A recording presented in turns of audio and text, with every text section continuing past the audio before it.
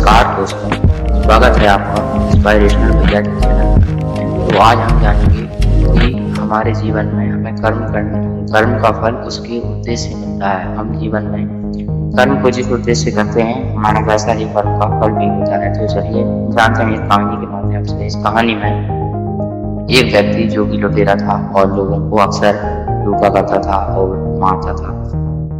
बाकी गांव में जाकर ही कभी कभी चोरी भी करता था। तो एक बार की बात है कि एक समय में एक महात्मा जी गुजर रहे थे।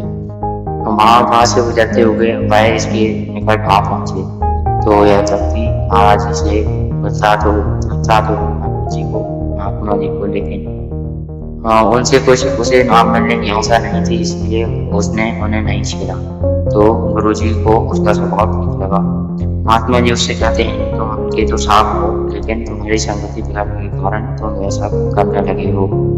महात्मा जी उससे कहते हैं कि तुम ये सब क्यों करते हो, तुम्हें अच्छे काम करने चाहिए। महात्मा जी का स्वभाव और व्यक्तित्व को देखकर उसके मन में अच्छे कार्य करने की इच्छा थी।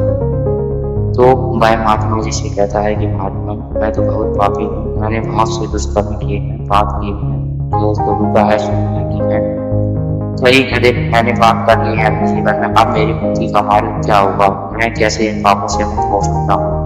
तो महात्मा जी उसकी बातों से प्रसन्न होते हुए उन्होंने उसे एक सूखी लकड़ी का टुकड़ा दिया और उससे कहते हैं कि तुम तीर्थ स्थल के लिए निकल जाओ और तीर्थाटन करो और पुण्य के कार्य करने का प्रयास करो। तो जब तुम्हारे सारे पाप नष्ट हो जाएंगे तो यह लकड़ी सूखी जो है हरी हो जाएगी। तो समझ लेना कि तुम्हारे पाप नष्ट हो गए हैं और तुम मुक्त हो जाओगे। फिर तुम उनसे सच होगे और तुम अच्छे धर्म के कार्य कर सकोगे। वह व्यक्ति ये सब सुनकर महात्मा जी को प्रणाम करता है और महात्मा जी वहां से चले जाते हैं। तो शाम हो चुकी थी, तो वह सोचता है कि आज रात को यहीं पेड़ पर और सुबह होते ही निकल जाऊंगा यात्रा के लिए।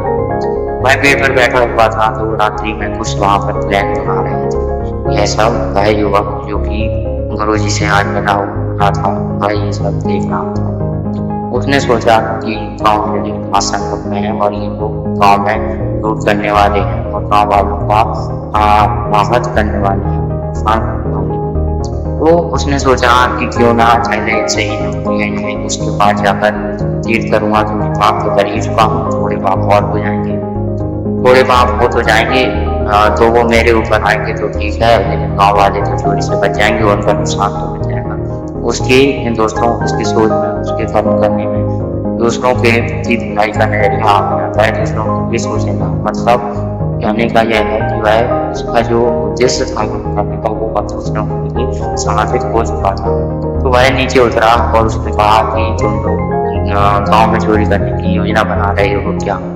तो वह जो युवक का गुप्त था वह बोलता है कि हाँ बना तो रहे हैं, तुम्हें उससे क्या है, तुम्हें क्या देना है। तो वह कहता है कि मैं तुमसे जाना इसमें अनुभवी हूँ, मैं तुम्हारे गुरु हूँ, मैं तुम्हें सिखाता हूँ कि कैसे करना चाहिए चोरी। कहती उसने ये सब कहा। वह व्यंग कर रहा था कि वो उनसे लड़ने लगा और उसने एक एक कर चारों को मारा और मारकर वहां से भगा दिया। यह सब करने के बाद उसके मन में एक अच्छी क्या कहते हैं भावना हुई और उसे अच्छा लगा कि मैंने लोगों को बचा लिया, क्योंकि वह दूसरों की मदद करना चाह रहा था।